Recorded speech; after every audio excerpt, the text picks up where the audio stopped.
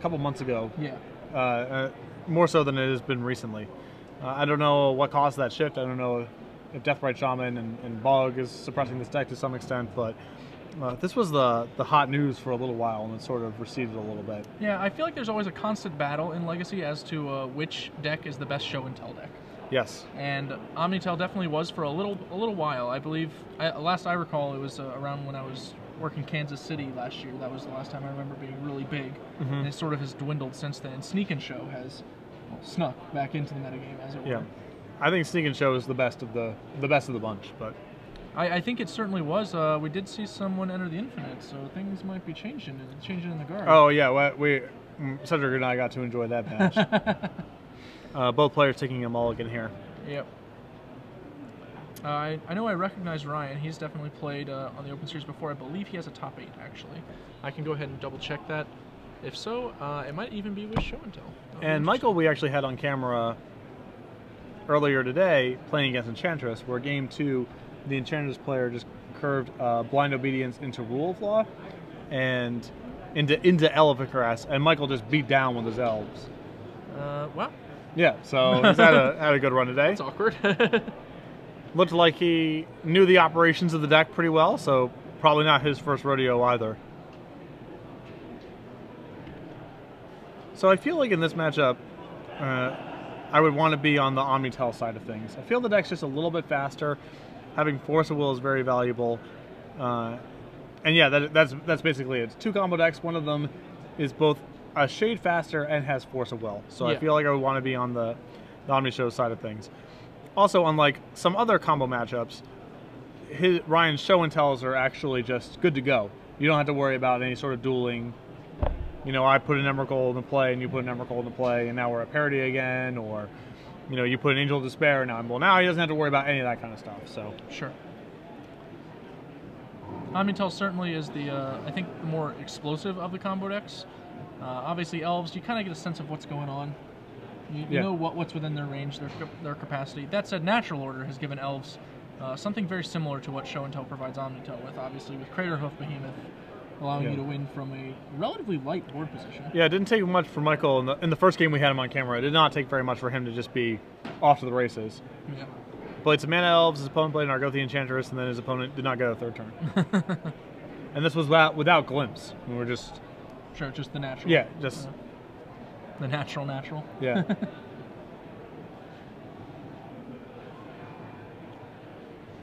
So it looks like Michael's hand's pretty solid here for a mulligan containing both Elvish Visionary and Glimpse. Yep. So he might be able to actually combo out fairly fast. I haven't seen the rest of the components, but those are some of the core pieces to be able to go pretty fast. Searching up Bayou on turn 1. Has another one in his hand, and yeah, he's got a bunch of elves. And there's a Nettle Sentinel. Yep.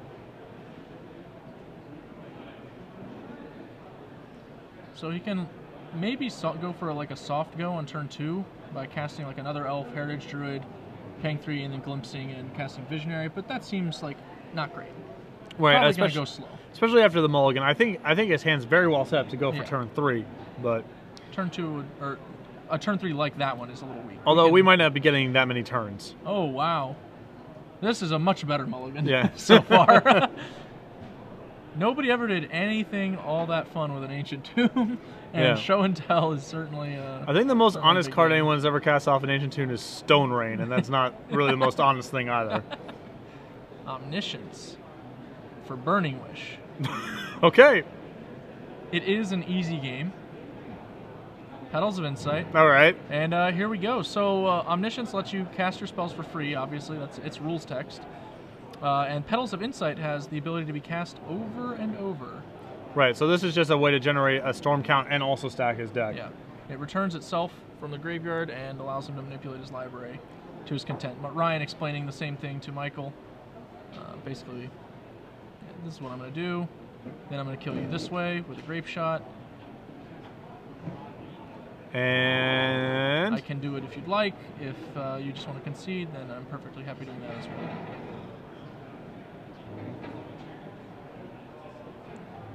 Cast it over and over. Okay, yeah. Michael's like, all right, I get the drift. More time spent explaining Magic, then playing Magic. Welcome to Legacy. Welcome indeed. Michael's like, all right. I thought we were gonna have a game of gentlemen and Nettle Sentinels, but apparently that's where's your not what lightning you're bolt? here Where's for. your Deathrite Shaman? You know, you got to meet me halfway here. You can't just do that. So, onto the sideboard here, since that was pretty fast. As if this matchup wasn't already solid enough for Ryan, he has 3 copies of Pyroclasm in his sideboard. Okay. So I don't know if he wants to bring in all 3 or leave in 2 and have one to wish for or whatever, but he has access to that. The rest of his sideboard appears to be just, he has some clicks and some Pyroblasts that he doesn't really want here, a Pithing Needle, a Caracas, and then what appears to basically just be wish targets. He has Time of Need, where he can find one of his legends if he wants to go off that way. Petals, Show and Tell, Army of the Damned. These are just tutor Burning Wish targets in certain spots with Omniscience. Yeah. But I definitely think we'll see at least 2 and possibly 3 Pyroclasms coming in. I agree with that. I would probably bring in the 2. Army of the Damned is a unique sideboard slot. Over on Michael's side, he has 2 Thoughtseize, 2 Cabal Therapy. I think he's going to bring them in. He has Mindbreak Traps, which are normally not that great against Show and Tell, but because his opponent is on Omniscience Petals, it might actually go off reasonably, especially with the Burning Wish specifically version. If your opponent casts a Show and Tell, it's 1 spell. Burning Wish, that's 2 spells. Whatever they Burning Wish for, that's the 3rd spell. You can stop them. So I imagine he will actually be bringing in his Mindbreak Traps.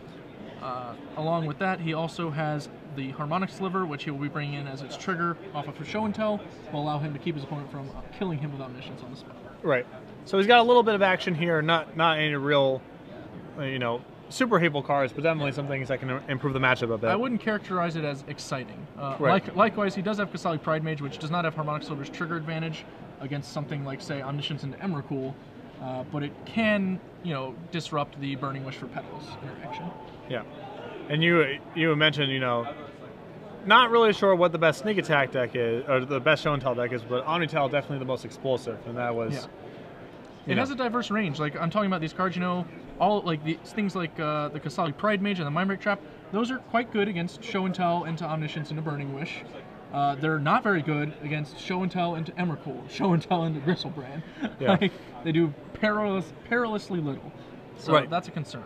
And that's, a lot of the combo decks that we've seen on camera today, a lot of them have different lines that they can go through, depending on what their opponent's doing or sort of what their draw predicates. So, I feel like most of the good sideboarding now against combo decks in this format are not necessarily, all right, I have 4 copies of X. It's, I have a little bit of this and a little bit of that. You need some discard and some permission and some hate bears, and you need a mixture of all that kind of stuff to really have a good matchup against these decks. You have to defend yourself the same way they're attacking you, basically. Which is all over the place. Yeah.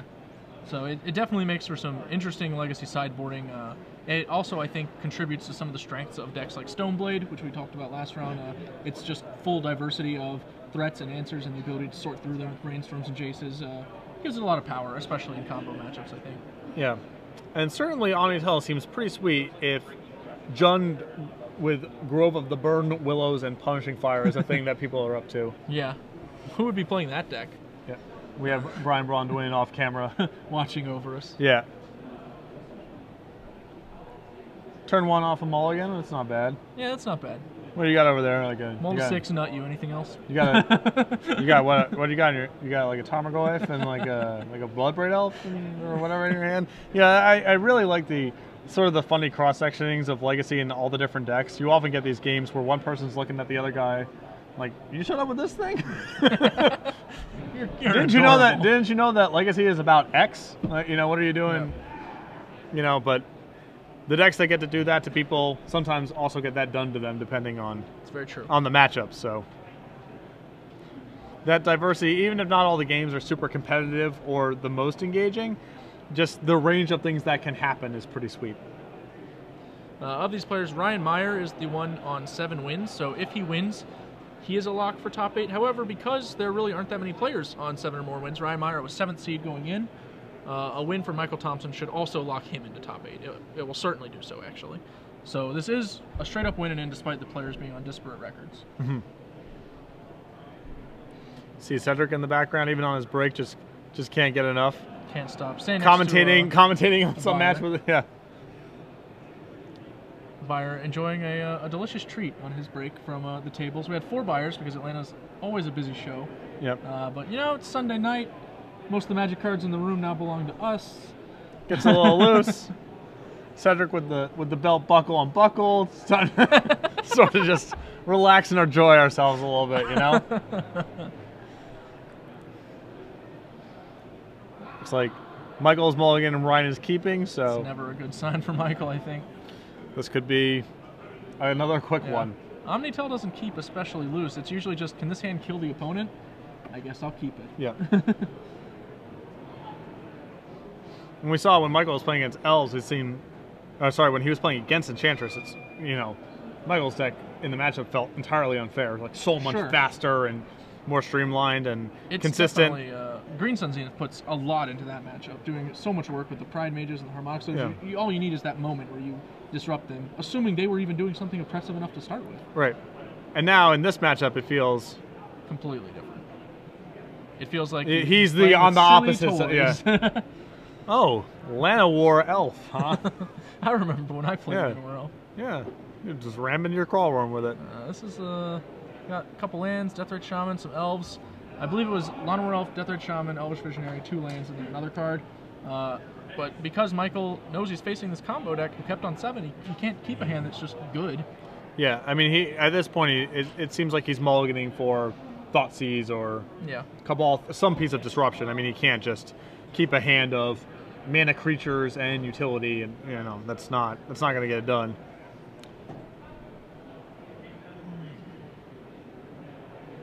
Come on, unicorns, let's do this. That's 5. Please have Tony Chu. Thoughtseize, C1. Okay. Looks like we don't have a black source though. We have turn 1 Deathrite Shaman. I think we're gonna have to hang on to that though. Yeah. Deathrite Shaman, just hope he fetches. That's our game plan. Or we draw a fetch.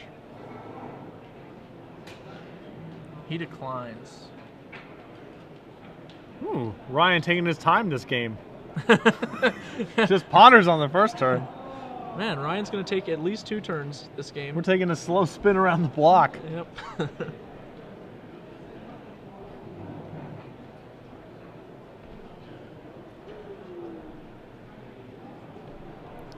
Appears as though he's keeping. Did we rip? No, we ripped an Elvish Visionary.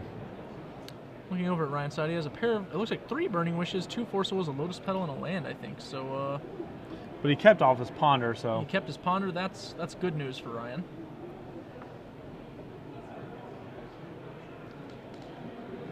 And there's Omniscience. Yep, so he's going to just Burning Wish for show and tell here, I imagine.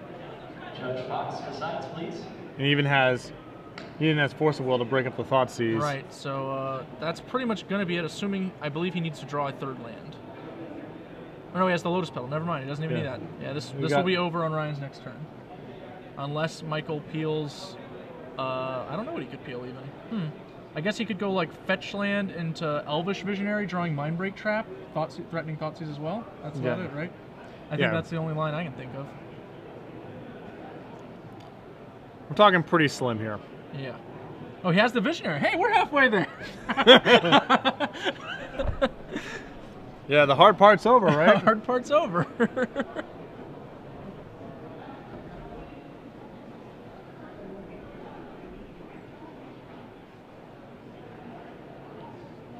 Burning Wish for... What do you think he's debating about here? I'm curious myself. He has his opponent dead. Dead with Well, he backup. has to be worried about a piece of disruption, right? Sure, but he has the Force of Will, so it has to be like a pretty specific one. Yeah, he's just going to get Pyroclasm here. He's going slow. I guess he figures his opponent's on 5 cards, no need to get too crazy. Sure, I could kill him on turn 3, but let's put on a show. Oh, we did draw our fetch land. See, Michael's got this. It's a lock. Practically a lock. He is going to fetch, and I imagine just cast Thoughtseize for starters.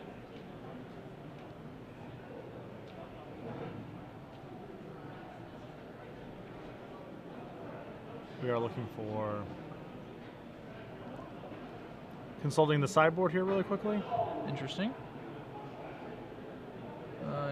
think I just saw Harmonic Sliver, which would be awkward. Obviously, it's not that great odds you draw it, but maybe it was the Gaddock you guys saw.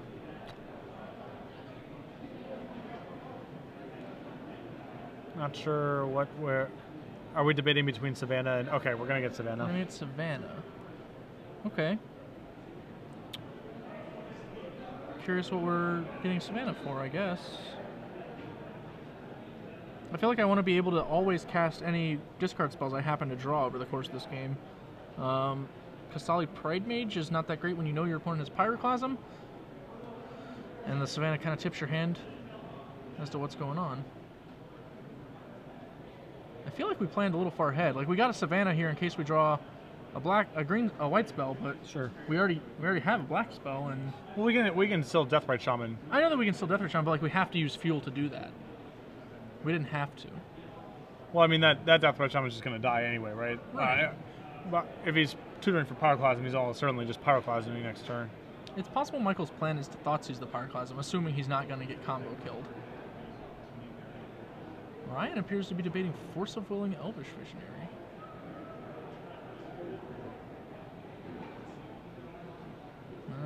This is weird. I wouldn't like this play. Seems safe to let this one go. Yeah. All right, yeah. He's Drew Glimpse. Well, that's not so bad. He's going to go ahead and Thoughtseize now. And this should draw a Force of Will. This should be good enough.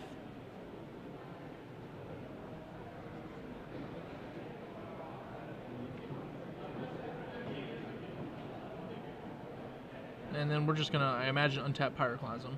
Yep. So Force pitching Force. Pretty difficult to believe anything could be better. And we get our beat on.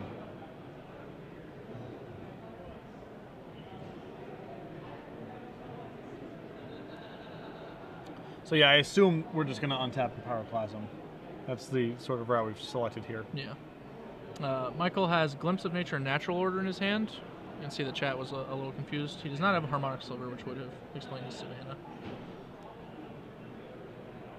Pyroclasm, mop it. The reason I don't like this Savannah is now that we just got Pyroclasm, like all of our discard spells are bricks, and I feel like they're among our best spells. Sure. In contrast to Kasali Pride Mage or Harmonic Sliver, which certainly are not. Bayou, easy. But sitting on a Glimpse and a Natural Order. Yeah, it doesn't look great. Nowhere to go, really. Burning Wish from Ryan. I imagine we'll get the show and tell this time. Oh, do you think it's possible he boarded in his fourth show and tell? Like, assuming his opponent doesn't? No, he didn't do that. Okay. No, I think you want to, yeah. I wouldn't, but like, that would have explained turn 2 not Burning Wishing. Perhaps Ryan was simply satisfied to take things slow against the 5. He's gonna Glimpse. All right. He has tapped the Bayou first, though. That's definitely not correct, and he just realized it. Yep. Do you mind? I'm tapping and paying for my spell. Yes. All right. Okay. Don't let him go back.